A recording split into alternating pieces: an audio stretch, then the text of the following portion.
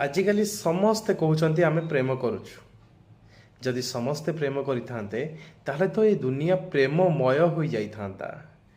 तो हिंसा घृणा परस्पर भितरे अपव्यवहार परस्पर भितरे भूल बुझामणा ये तो प्रेमर संकेत नुहे। ताहा प्रेम ना मोह थिला।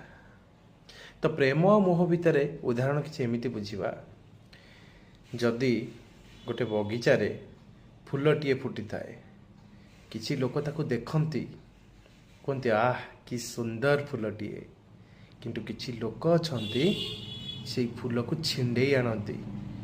तो आपण कहतु एटी प्रेम किए मोह किए?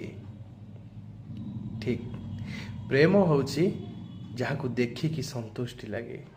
मोह होउची जहाकू देखिले लोभ आसे जहाकू देखिले हासिल करिया इच्छा हुए ये मोर दरकार। तेबे कहतु आपण कौन करुचंती प्रेम करुचंती ना मोह?